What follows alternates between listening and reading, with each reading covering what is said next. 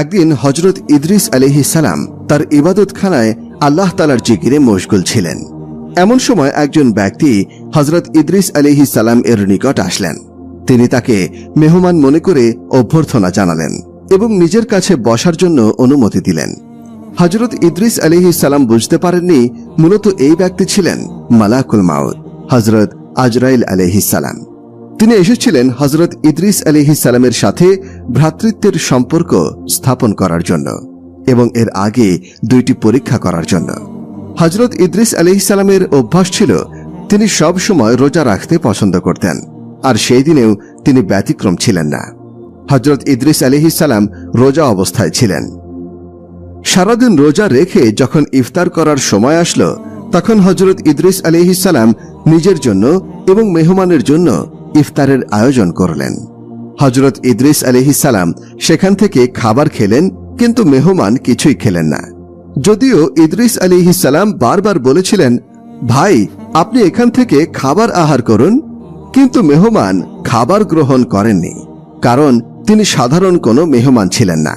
তিনি ছিলেন আল্লাহর একজন ফেরেশতা হযরত আজরাইল আলাইহিস সালাম। আর ফেরেশতারা মানুষের মতো খাবার গ্রহণ করেন না। হযরত ইদ্রিস আলাইহিস সালাম তখন এই ব্যক্তিকে চিনতে পারেননি। তিনি বারবার ওই ব্যক্তিকে অনুরোধ করেছিলেন আর বলেছিলেন, ভাই আপনি খাবার গ্রহণ করুন। হযরত ইদ্রিস আলাইহিস সালাম লক্ষ্য করলেন সারা রাত আল্লাহর ইবাদতে উক্ত মেহমান কাটিয়ে দিয়েছেন। পরের দিন সকালে হযরত ইদ্রিস আলাইহিস সালাম মেহমানকে বললেন, ভাই আপনি এবার কিছু খান, কিন্তু মেহমান মোটেও খাবার গ্রহণ করেননি। এবার হযরত ইদ্রিস আলাইহিস সালাম মেহমানকে বললেন, ভাই চলুন আমরা একটু আল্লাহর জমিনে ঘুরে আসি এবং আল্লাহর নিয়ামতগুলো 2 চোখে দেখে তার শুকরিয়া আদায় করি।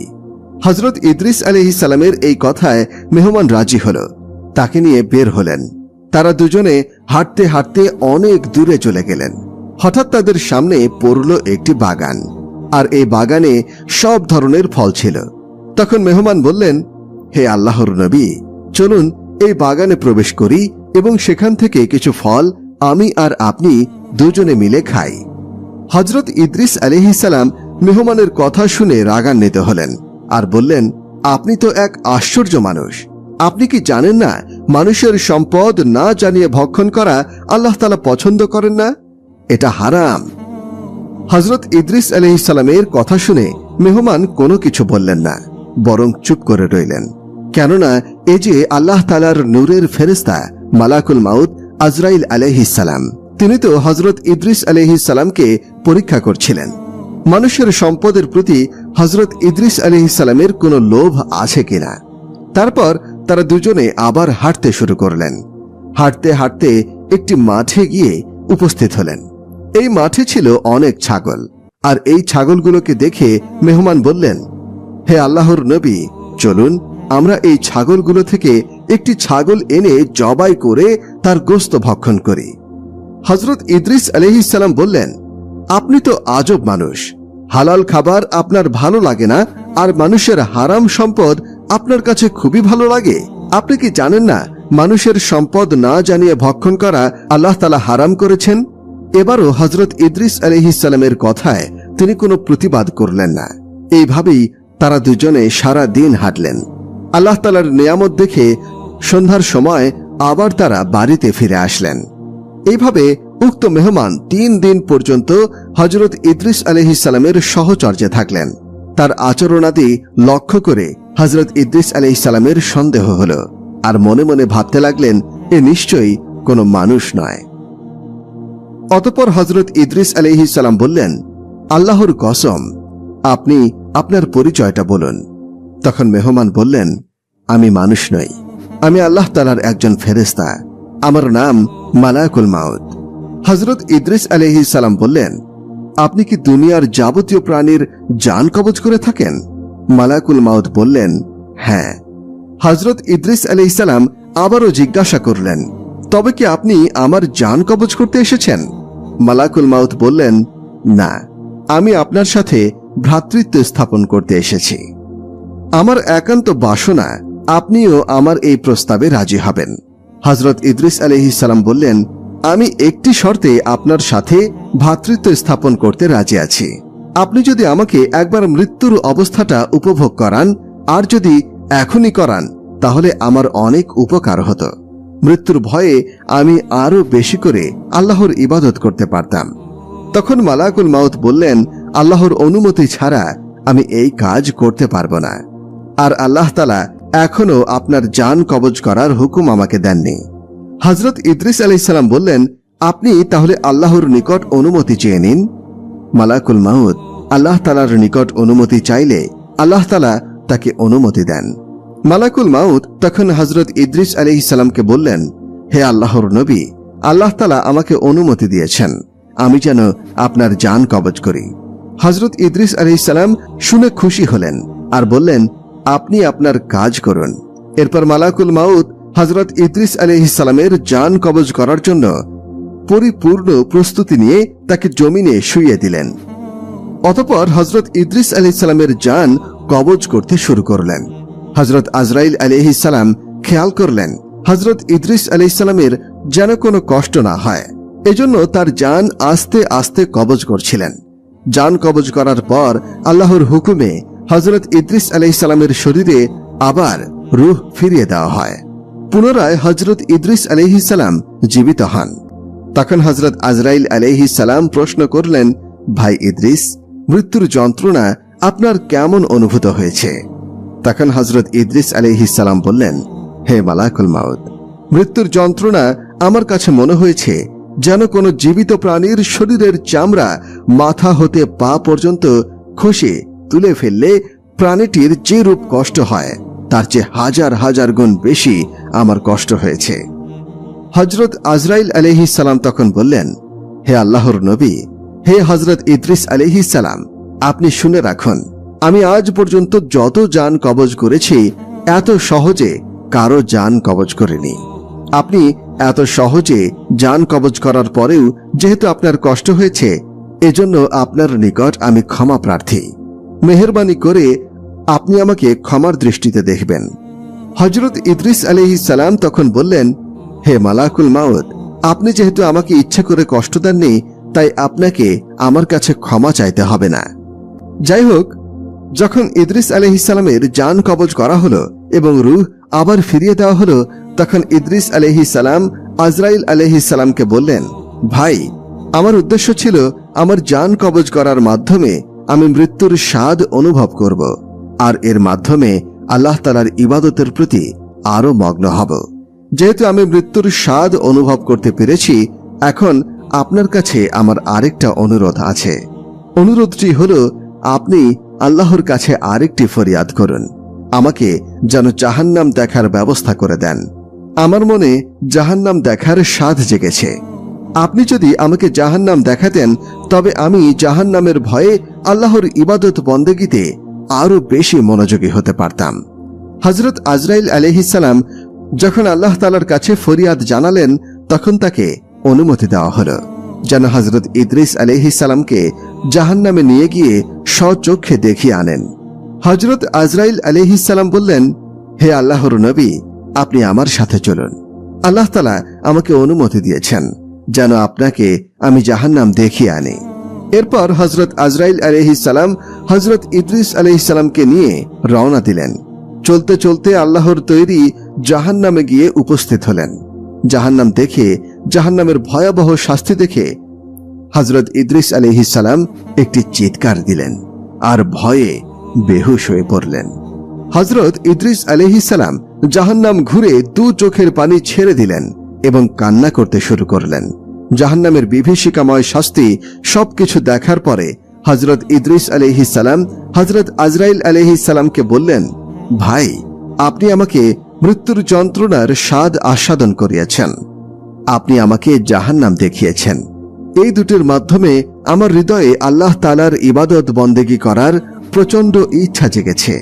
আমি যতদিন বেঁচে থাকি আল্লাহ তাআলার ইবাদত বন্দেগীতে সময় পার করব আর আমার উম্মতদেরকে সব সময় বোঝাবো আমি স্বচক্ষে জাহান্নাম দেখেছি আর মৃত্যুর যন্ত্রণা অনুভব করেছি। মৃত্যুর যন্ত্রণা অনেক কঠিন এবং জাহান্নাম খুবই ভয়ানক একটি স্থান। সেখানে শাস্তি সহ্য করার মতো ক্ষমতা কারো নেই। হযরত ইদ্রিস আলাইহিস সালাম মনে মনে একটি ফন্দি আঁকলেন, যে ফন্দির কৌশলের কথা হযরত আজরাইল আলাইহিস সালামকে বুঝতে দিলেন না। হযরত ইদ্রিস আলাইহিস সালাম হযরত আজরাইল আলাইহিস সালামের হাত ধরে বললেন, ভাই, আমার আরেকটি অনুরোধ আছে। মেহেরবানি করে ভ্রাতৃত্বের বন্ধনের কারণে আমার অনুরোধটি ফেলবেন না। হযরত আজরাইল আলাইহিস সালাম তখন হেসে দিলেন আর বললেন, আপনার আবার কি অনুরোধ? হযরত ইদ্রিস আলাইহিস সালাম তখন বললেন, আপনি মেহেরবানি করে আল্লাহর কাছে আমার হয়ে আরো একবার ফরিয়াদ করুন, যেন আল্লাহ তাআলা আমাকে স্বচক্ষে জান্নাত দেখার একটি ব্যবস্থা করে দেন। বারবার যখন হযরত ইদ্রিস আলাইহিস সালাম হযরত আজরাইল আলাইহিস সালামের কাছে অনুরোধ করছিলেন, তখন মালাকুল মাউত হযরত আজরাইল আলাইহিস সালাম আল্লাহ তাআলার কাছে ফরিয়াদ জানালেন, হে আল্লাহ, আপনার নবী জান্নাতকে স্বচক্ষে দেখতে চান। হযরত আজরাইল আলাইহিস সালাম যখন আল্লাহর কাছে ফরিয়াদ করলেন, আল্লাহ তাআলা তখন ইদ্রিস আলাইহিস সালামকে জান্নাত স্বচক্ষে দেখার অনুমতি প্রদান করলেন। হযরত ইদ্রিস আলাইহিস সালাম আল্লাহর কাছ থেকে অনুমতি পেয়ে শুকরিয়া আদায় করলেন এবং সিজদা করলেন। অতঃপর হযরত আজরাইল আলাইহিস সালাম হযরত ইদ্রিস আলাইহিস সালামকে সাথে নিয়ে রওনা দিলেন। দুজনে চলতে চলতে জান্নাতের কাছে গিয়ে উপস্থিত হলেন। ইদ্রিস আলাইহিস সালাম জান্নাতের দিকে যেতে যেতে মনে মনে একটি ফন্দি করলেন, আর সেটি হযরত আজরাইল আলাইহিস সালামকে বুঝতেও দিলেন না। এই ফন্দিটি ছিল যে কোনো মূল্যে জান্নাতে যদি আমি ঢুকি তাহলে জান্নাতেই থেকে যাব, কেননা আল্লাহ তাআলার ওয়াদা হচ্ছে যে একবার জান্নাতে যাবে সে আর কখনো দুনিয়াতে যাবে না। এটাই আল্লাহ তাআলার ওয়াদা। হযরত ইদ্রিস আলাইহিস সালাম ভাবতে লাগলেন, যেহেতু আমার মৃত্যুর ধাপ পার হয়ে গেছে, যদি আমি জান্নাতে প্রবেশ করতে পারি তাহলে জান্নাত থেকে আমি বের হব না। হযরত আজরাইল আলাইহিস সালাম হযরত ইদ্রিস আলাইহিস সালামের মনের অবস্থা কিছুতেই বুঝতে পারলেন না। মহান রব্বুল আলামিন হযরত ইদ্রিস আলাইহিস সালামের কথা শুনে হাসছিলেন, কেননা আল্লাহ তাআলা ইদ্রিস আলাইহিস সালামের তকদিরে এভাবেই লিখে রেখেছিলেন। জিন্দা অবস্থায় মওতের পূর্বে তাকে আল্লাহ তাআলার জান্নাত দেখাবেন তিনি এবং জান্নাতের মধ্যে চিরস্থায়ী করে দেবেন। হযরত আজরাইল আলাইহিস সালাম যখন ইদ্রিস আলাইহিস সালামকে নিয়ে জান্নাতের দরজার সামনে উপস্থিত হলেন, ঠিক ওই সময় হযরত ইদ্রিস আলাইহিস সালামকে বললেন, ভাই ইদ্রিস, এই যে জান্নাত, আপনি জান্নাতে প্রবেশ করুন, কিন্তু শর্ত হচ্ছে আপনার পায়ে যে জুতা আছে সেই জুতা খুলে তারপর যান। জান্নাতে যত নাজ নেয়ামত আছে তা আপনি ঘুরে দেখুন। আমি আপনার জন্য বাইরে দাঁড়িয়ে অপেক্ষা করছি। যখন আমি আপনাকে ডাক দিব দুনিয়াতে যাওয়ার সময়, ঠিক ওই মুহূর্তে আপনি আমার কাছে চলে আসবেন। আপনাকে নিয়ে আমি আবার আল্লাহর জমিনে নেমে যাব। হযরত আজরাইল আলাইহিস সালাম ইদ্রিস আলাইহিস সালামের মনের কথা জানেন না, আর কল্পনাও করতে পারেননি যে ইদ্রিস আলাইহিস সালাম মনে মনে কি ভেবে রেখেছেন। হযরত ইদ্রিস আলাইহিস সালাম আজরাইল আলাইহিস সালামের কথা মতো জুতা বাইরে রেখে আল্লাহর জান্নাতে প্রবেশ করলেন। আল্লাহর জান্নাতে বড় বড় নাজ নেয়ামত, আরাম আয়েশ সবকিছুই এক এক করে হযরত ইদ্রিস আলাইহিস সালাম উপভোগ করতে লাগলেন। জান্নাতের নাজ নেয়ামত যতই তিনি দেখছেন তার ততই চোখ শীতল হয়ে যাচ্ছে। হযরত ইদ্রিস আলাইহিস সালাম জান্নাত দেখছেন আর আল্লাহ তাআলার শুকরিয়া আদায় করছেন। কিছুক্ষণ পর পর আলহামদুলিল্লাহ এই বলে শুকরিয়া আদায় করছেন এবং সিজদায় অবনত হয়ে যাচ্ছেন। যতই সামনের দিকে এগোচ্ছেন আল্লাহর জান্নাত দেখে তিনি ততই বিমোহিত হয়ে পড়ছেন এবং জান্নাতের প্রতি আকৃষ্ট হচ্ছেন। হযরত ইদ্রিস আলাইহিস সালাম জান্নাতে ঘোরাফেরা করলেন। এরপর হযরত আজরাইল আলাইহিস সালামের কাছে ফিরে এসে তিনি নিজের প্রতিশ্রুতি রক্ষা করলেন, কিন্তু পরক্ষণেই তিনি এক দৌড়ে আবার জান্নাতে ঢুকে পড়লেন। হযরত আজরাইল আলাইহিস সালাম তাকে ডেকে বললেন, ভাই ইদ্রিস, আপনি আবার জান্নাতে ঢুকলেন কেন? তাড়াতাড়ি বেরিয়ে আসুন, আমাদেরকে এখনই যেতে হবে। আমি আপনাকে আবার পৃথিবীতে পৌঁছে দেব। হযরত ইদ্রিস আলাইহিস সালাম জান্নাতের ভিতর থেকে জবাব দিলেন, ভাই আজরাইল, আপনার সাথে আমার শর্ত ছিল আমি যেন আবার ফিরে আসি এবং আমার জুতা যেন আমি বাহিরে রেখে যাই। আমি ওয়াদা মতো জুতা বাইরে রেখে গিয়েছি এবং জান্নাত ঘুরে ঘুরে বাইরে বেরিয়ে এসেছি। তো আপনার সাথে আমার যে ওয়াদা করেছিলাম তা আমি পূর্ণ করেছি। হয়তো আপনি একটি কথা ভুলে গিয়েছেন। আল্লাহ তাআলা ইরশাদ করেছেন, প্রত্যেক প্রাণী একবার মৃত্যুর স্বাদ গ্রহণ করবে এবং একবার দোজখ না দেখে কেউ জান্নাতে যেতে পারবে না। আমি তো একবার মৃত্যুর স্বাদ গ্রহণ করলাম এবং দোজখও দেখলাম, তারপর জান্নাত থেকে বের হয়ে আপনাকে দেওয়া প্রতিশ্রুতিও রক্ষা করলাম। অতএব এখন আমি আর জান্নাত থেকে বের হব না। আপনি আপনার কাজে চলে যেতে পারেন। হযরত ইদ্রিস আলাইহিস সালাম যখন জান্নাত থেকে বের হতে অস্বীকৃতি জানালেন, তখন আজরাইল আলাইহিস সালাম ঘোরাঘুরি করতে লাগলেন। হযরত ইদ্রিস আলাইহিস সালাম নাছর বান্দা, তিনিও যাবেন না বলে ঠিক করলেন। হযরত আজরাইল আলাইহিস সালাম আল্লাহ তাআলার কাছে বললেন, হে আল্লাহ, আপনি বললেন বলেই আমি তাকে দুনিয়া থেকে জান্নাতে নিয়ে এসেছি।